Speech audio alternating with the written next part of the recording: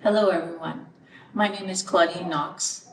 I'm the lead counselor at Crossroads Centre Antigua. Today I'm going to talk to you about reducing anxiety and fear. Anxiety and fear are particularly prominent nowadays as we all face COVID. I want you to consider for a moment, what is it that you're afraid of? Is it COVID itself? I don't think so. Is it maybe being away from your friends, family, loved ones, sober support? Maybe not entirely. Is it having to work from home or maybe being laid off? Maybe not even that. Consider that what you really might be afraid of is your beliefs about these events. What is your interpretation about these situations? What are your assumptions about the situations? Think about fear for a moment and its function in our lives. Fear is a lot like a smoke alarm. It's a physiological smoke alarm. If we were to consider a real smoke alarm for a minute, what does it tell us? It doesn't tell us any information about whether there really is a fire. All the smoke alarm tells us is that there's danger. So we need to check out the danger. There may be the possibility of fire. And it's only when we check it out further that we can make decisions about evacuation. Or maybe it's just a piece of toast that was left a little too long. That's exactly what fear is like. Physiologically, fear says, there's danger. I don't know what it is. And we react the same way we do to the smoke alarm. It's awful. I can't stand it. Make it go away.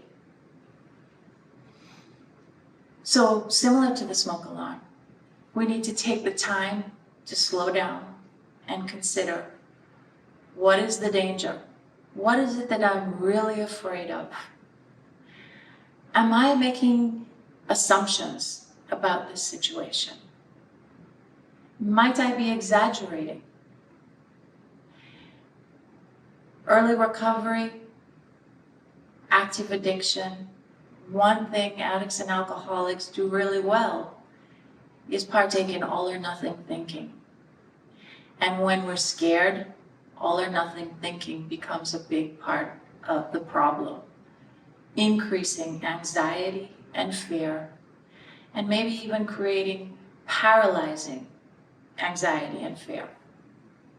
So I'd like to invite you to slow down and take a moment and analyze your self-talk. Do you have messages that are increasing your fear, creating panic? Pay attention to that self-talk. Recognize that we have the power to change awful statements into functional statements. So when I say it's awful and I can't stand it, that I have to be at home and I can't be with friends, with loved ones, and at my office, I can change that to, yes, it's horrible, but I can manage. It's temporary. When I tell myself I can't stand it, I have to wear a mask out every time I leave the house. I can't stand it. It's awful. Instead, I can correct that to something more functional.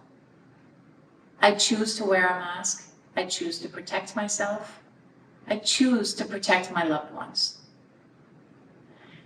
When we can change our thinking, we can create feelings that are a lot more accommodating of our situation. And we can change panic and immobilizing fear into realistic concern. Realistic concern is a lot more functional and supportive of recovery. Thank you for taking the time to listen. Be safe, be sober.